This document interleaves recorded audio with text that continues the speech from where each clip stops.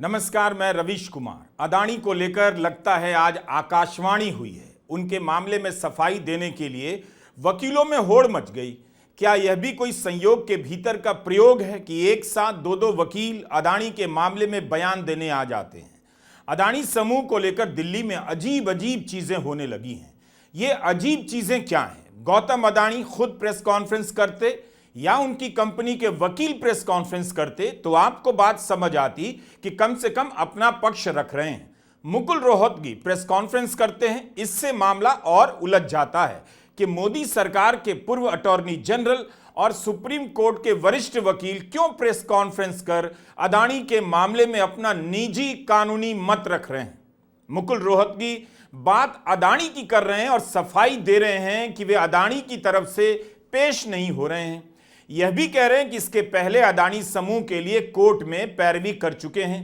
क्या यह अजीब नहीं?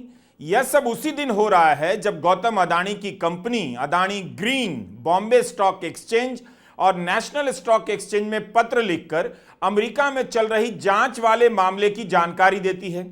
इस खबर की चर्चा पीछे चली जाती है और वकीलों की सफाई हेडलाइन में छा जाती है। ट्विटर पर यह कौन ट्रेंड करा रहा है? Adani not guilty. क्या भारत की जनता हैशटैग चला रही है?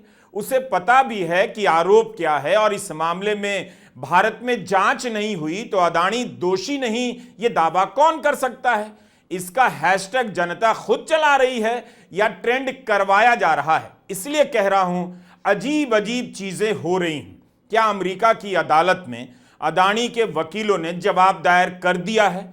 इंतजार कीजिए कि अमेरिका के न्याय विभाग में अदानी समूह क्या जवाब दायर करता है।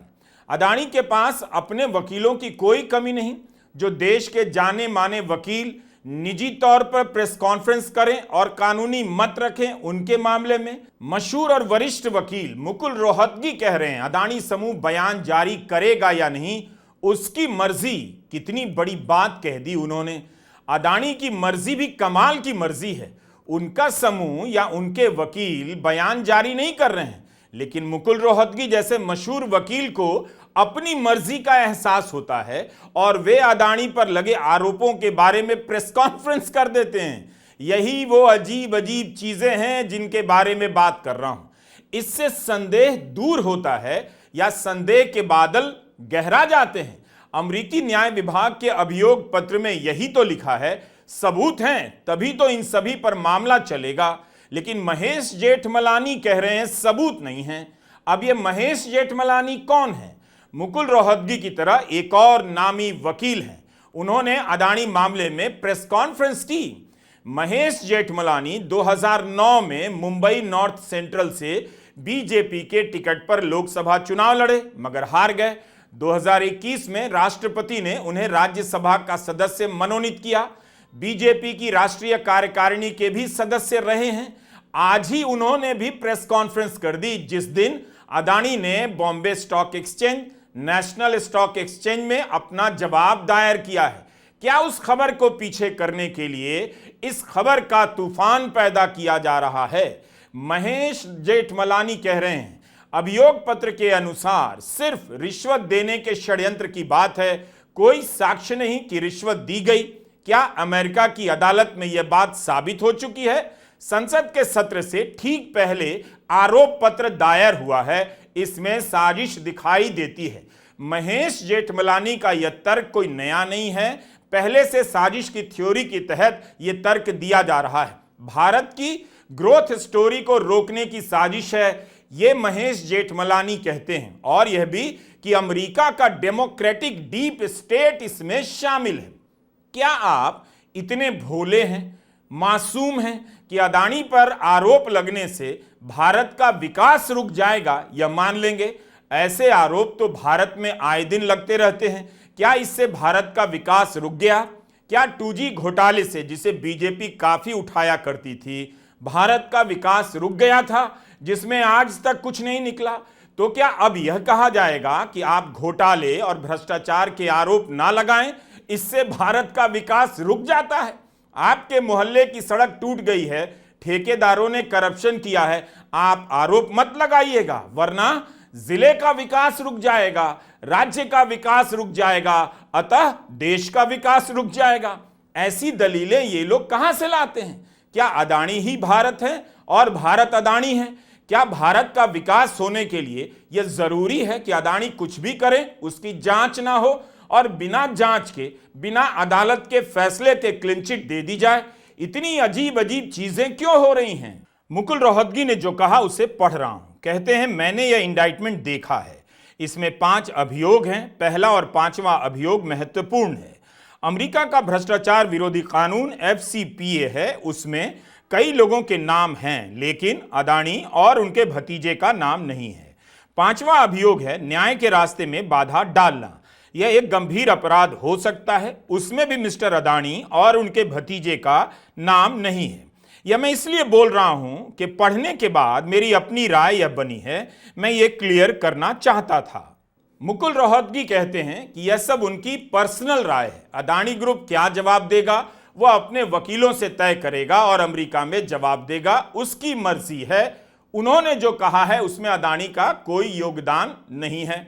लेकिन अमेरिका में जवाब तो अभी दिया नहीं गया है, दिया गया होगा तो उसकी बात सार्वजनिक नहीं है। लेकिन उससे पहले भारत में प्रेस कॉन्फ्रेंस क्यों की जा रही है?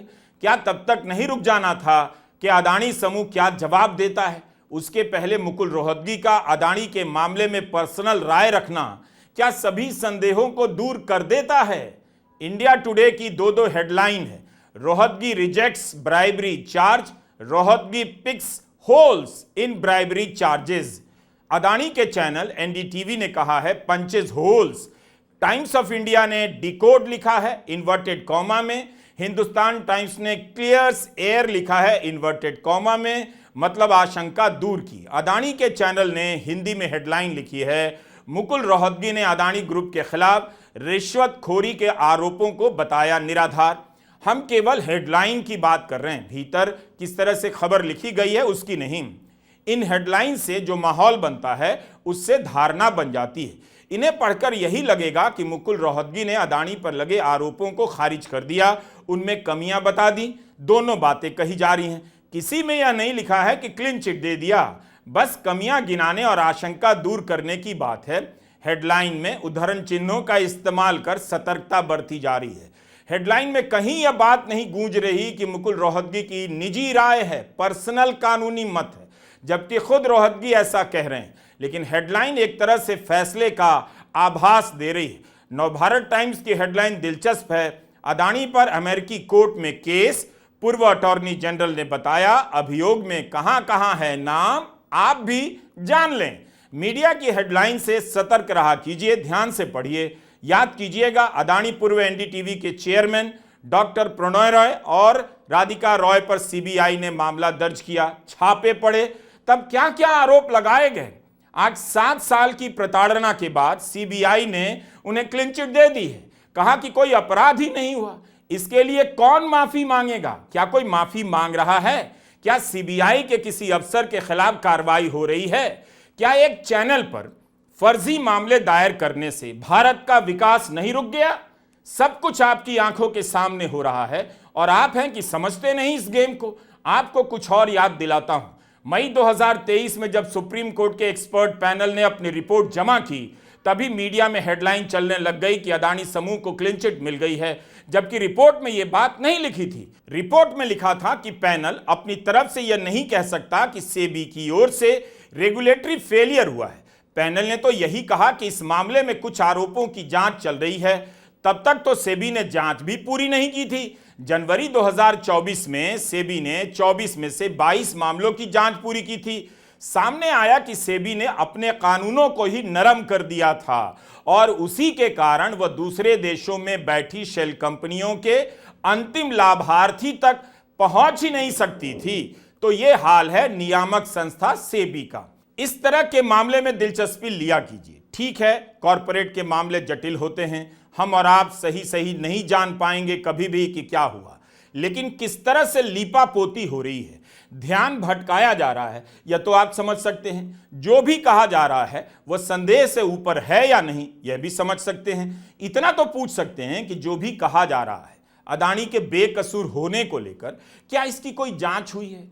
भारत की अदालत में कुछ साबित हुआ है, इतना तो आप समझ सकते हैं। मुकुल रोहतगी बड़े वकील हैं, दिल्ली का मीडिया सर्किल उन्हें पहचानता है। महेश जेठमलानी बीजेपी से जुड़े रहे हैं। दोनों के बयान से जिस तरह की हेडलाइन छपी है उसी से साफ है कि अदानी के मामले में आज जरूर कोई आकाशवाणी हुई होगी कि जो नहीं कहा गया है उसे भी लेकर गोदी मीडिया दूरदर्शन हुआ जा रहा है, वहां तक देखने लग गया है जो अभी तक उसे दिखाई नहीं दे रहा था। मुकुल रोहतगी की यह पर्सनल राय मीडिया की हेडलाइन में क्लीन चिट की तरह गूंज रही है। इससे संदेह गहरा होता है कुछ तो अजीब हुआ है। अदानी पर भ्रष्टाचार के आरोप लगे हैं, इसकी भारत में जांच नहीं हुई।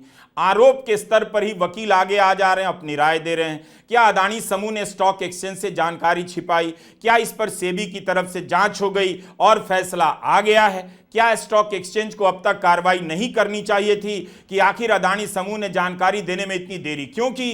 क्या किसी छोटे दुकानदार को टैक्स फाइलिंग में इस तरह की ढिलाई मिल सकती है? कहा जा रहा है सारा कुछ भारतीय ग्रोथ स्टोरी के खिलाफ षड्यंत्र है, तो यही बता दीजिए, क्या भारत की ग्रोथ स्टोरी में वो लोग, वो आम निवेशक शामिल नहीं हैं जो इन कंपनियों में पैसा लगाते हैं, उन पर भरोसा करते हैं? क्या उनके अधिकार की बात कोई नहीं करेगा? जिस देश में इतने बड़े मामले में अभी तक कोई ठोस जांच नहीं हुई, इतने आरोप लगने के बाद सेबी की चीफ माधवीपुरी बुच का इस्तीफा नहीं हुआ, वहां पर क्या प्रेस कॉन्फ्रेंस और विज्ञप्ति को ही फैसला मान लिया जाए? पत्रकार अरविंद गुणाशेखर ने ट्वीट किया है कि अदानी ने बीएसई एनएसई को आखिरकार बता दिया कि क्या आरोप लगे हैं। एफसीपीए बेशक अमेरिकी नागरिकों या वहां काम करने वालों पर लगता है, चूंकि अदानी वहां नहीं थे इसलिए उन पर एफसीपीए नहीं लगा। इस कार्रवाई का अधिकार क्षेत्र अब भारतीय जांच एजेंसी के पास है। तो क्या सेबी, आईटी, ईडी, सीबीआई इस मामले में अपने अधिकार क्षेत्र का इस्तेमाल करेंगी? अगर अमेरिका का फेडरल कोर्ट भ्रष्टाचार के आरोप लगा रहा है तो क्या भारत में जांच नहीं होनी चाहिए? इसके बाद भी मुकुल रोहतगी ने कहा दो आरोप बेहद गंभीर हैं। कांग्रेस महासचिव जयराम रमेश ने ट्विटर पर लिखा है, इसमें आश्चर्य की बात नहीं कि मोदानी इकोसिस्टम ने आज सुबह सुबह एक बड़ा कानूनी शिगुफा छोड़ा है। ऐसे समय में जब उन्हें अन्य देशों में हो रही गंभीर कार्रवाई का सामना करना पड़ रहा है और उन सिस्टम्स को वे ना तो डरा सकते हैं ना ही खत्म कर सकते हैं, तब मोदानी इकोसिस्टम इनकार करके डैमेज कंट्रोल का प्रयास कर रहा है। लेकिन यह हास्यास्पद प्रयास अमेरिकी एजेंसियों द्वारा लगाए गए आरोपों की गंभीरता को कम नहीं कर सकता। सुप्रिया श्रीनेत ने भी इस मामले में आज प्रेस कॉन्फ्रेंस की, क्योंकि फटाक से वकालत का जामा पहनकर इस देश के प्रमुख वकीलों में से एक बचाव में उतरे और उन्होंने यह भी कहा मैं बचाव नहीं कर रहा हूं, मैं सिर्फ यह बता रहा हूं कि डिपार्टमेंट ऑफ जस्टिस का काउंट 1 से काउंट 5 में अडानी का नाम नहीं है। वो बड़ी चतुराई से यह बताना भूल गए कि foreign corruption practice act America का जो है, जो हमारा हिंदुस्तान में प्रिवेंशन ऑफ करप्शन एक्ट है, foreign corrupt practices act America का उन्हीं के नागरिक पर लागू होता है, वो विदेशी नागरिक पर लागू नहीं हो सकता है। गौतम अडानी, उनके भतीजे विदेशी नागरिक है, वो भारतीय मूल के हैं, तो उन पर अमेरिका एफसीपीए के तहत आरोप लागू नहीं कर सकती है। लेकिन तमाम इनक्रिमिनेटिंग एविडेंस अमेरिका ने अपने ऑर्डर में दी है, जिसका अभी मैं आपको उल्लेख करूंगी। और काउंट 1 और काउंट 5 जो बड़ी चतुराई से, जैसे वकील लोग काफी अक्सर करते हैं, घुमाकर जलेबी बनाकर बोला गया, लेकिन यह बात छुपाई गई कि एफसीपीए उनका नाम दे ही नहीं सकता है क्योंकि वो अमेरिकी नागरिक नहीं है। लेकिन उसी एफसीपीए ने अजोर पावर, जो अडानी की पार्टनर कंपनी है, जिसने अडानी के साथ यहां पर कॉन्ट्रैक्ट एसईसीआई से किया, जिसने पावर परचेजिंग अग्रीमेंट्स का खरीद फरोख्त किया, जिसके ऊपर आरोप है, उसके ऊपर भी आरोप है रिश्वत लेने का, और तमाम इनक्रिमिनेटिंग एविडेंस है कि क्या क्या किया गया। और अब मैं आपको बता देती हूं ऑर्डर का पैरा 47, जो साफ तौर पे कहता है गौतम अडानी, सागर अडानी और अन्य लोगों ने भारत में रिश्वत देने, रिश्वत की पेशकश करने, रिश्वत का वादा करने की एक योजना तैयार की और इस घूस के बदले सरकारों से बिजली कंपनियों को केंद्रीय PSU, solar energy corporation of India के साथ बिजली करार साइन करने के लिए बाध्य किया जाएगा। ये ऑर्डर से कोट कर रही हूं मैं, पैरा नंबर 47। तो जो आज शगुफा सवेरे छोड़ा गया था नाम नहीं है, वो लोग चतुराई नहीं पाप कर रहे झूठ बोलकर। मुकुल रोहतगी की प्रेस कॉन्फ्रेंस के बाद तृणमूल सांसद महुआ मोइत्रा ने भी कई ट्वीट जारी किए हैं। उन्होंने ट्विटर पर लिखा है कि जो भी लोग अदानी के आरोप पत्र को समझा रहे हैं वे यह नहीं बताते कि सिर्फ अमेरिकी कंपनियों पर एफसीपीए लगता है। गौतम अदानी पर वायर फ्रॉड के तहत घूस देने के आरोप हैं, उन पर सिक्योरिटी एक्सचेंज एक्ट के तहत घूस देने के आरोप हैं, उन पर आरोप है कि उन्होंने अमेरिकी प्रतिभागियों को घूस दी और उन्हें घूस का भागीदार बनाया। उन पर आरोप है कि उन्होंने अमेरिकी प्रतिभागियों से झूठ कहा कि उन्होंने घूस नहीं दी और उन पर आरोप है कि उन्होंने अमेरिकी निवेशकों से एफबीआई की जांच के बारे में झूठ कहा। महुआ लिखती हैं कि इन आरोपों में घूस की बात एकदम साफ साफ देखी जा सकती है। सेबी को इस पर नजर रखनी चाहिए। मुझे यकीन है कि यह अमेरिका के सिक्योरिटी एक्सचेंज का एक और आरोप बनेगा। एक बेवकूफी की दलील और दी जाती है, अरे अमेरिका में आरोप लगे, आप क्यों परेशान हैं? अमेरिका में लगे आरोपों पर इसी मोदी सरकार के कार्यकाल के दौरान सीबीआई ने दो मामलों की जांच की है।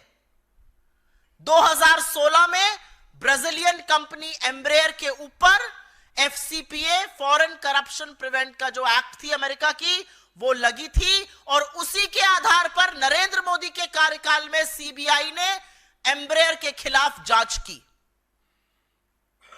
लुइस बर्जर केस, जिसका नाम सुनकर हेमंत बिस्व शर्मा के हाथ पैर फूल जाते हैं। लुइस बर्जर केस, अमेरिका की एक अदालत में घूस देने का मामला सामने आया। उस आरोप के आधार पर सीबीआई ने हिंदुस्तान में जांच की है। और आपकी समझ और बताने के लिए बताना जरूरी है कि हिंदुस्तान की सेबी और अमेरिका की सिक्योरिटीज एक्सचेंज कमीशन के बीच एक बायलैटरल एग्रीमेंट है।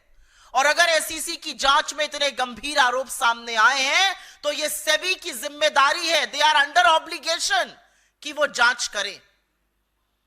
तो यह दलील बिल्कुल नहीं चलेगी कि वहां आरोप लगाए हम क्यों जांच करेंगे, क्योंकि आपने बाकी केसेस में की है, क्योंकि आपने लुइस बर्जर केस में और एम्ब्रेयर के केस में जांच की है। पर क्योंकि अडानी का नाम सामने आ गया है तो आपको सांप सूंघ गया है। हमारी एजेंसियां हाथ पर हाथ धर के मूक दर्शक बन गई हैं। किसी और पर भी आरोप होता तो आपको क्या लगता है, ED, CBI, income tax, SEBI ऐसे ही मूक दर्शक बने रहते? इनके हाथ पैर सिर्फ इसीलिए फूले हैं क्योंकि अडानी का नाम आया है। तो इसका फैसला कैसे होगा? सिंपल जवाब है, जांच हो भारत में और कोर्ट से साबित हो। आम नागरिक के केस में भी तो यही होता है। जैसे एनडीटीवी के प्रणय रॉय को 7 साल तक प्रताड़ित किया गया, उनके विदेश जाने पर रोक लगा दी गई, तो क्या इस केस में उनके वकील के बयान को सफाई मान ली गई? मानी जा सकती थी, नहीं मानी गई। तो फिर अदानी के मामले में इस तरह से प्रेस कॉन्फ्रेंस क्यों की जा रही है? अदानी समूह की तरफ से आज बॉम्बे स्टॉक एक्सचेंज और नेशनल स्टॉक एक्सचेंज में जवाब दायर किया गया। अमेरिका के फेडरल कोर्ट ने अपने अभियोग पत्र में यह भी लिखा है कि अदानी समूह ने भारत के स्टॉक एक्सचेंज को नहीं बताया था कि अमेरिका में उसकी कंपनी से जुड़े मामलों की जांच चल रही है। इस बारे में आज रेगुलेटरी फाइलिंग की गई है। आम भाषा में कहें तो एक प्रकार की रिपोर्ट होती है जो एक कंपनी नियामक संस्था को जमा कराती है। इसका मतलब है इस बारे में अमेरिका के फेडरल कोर्ट ने सही कहा था। विपक्ष सेबी से मांग कर रहा था कि उसने इसकी जांच क्यों नहीं की, जानकारी क्यों छिपाई। तो क्या एक तरह से अदानी समूह ने आज मान लिया कि जानकारी नहीं दी गई थी? क्या अब इसके बाद भी जांच नहीं होगी? इन सब सवालों के जवाब बाकी हैं।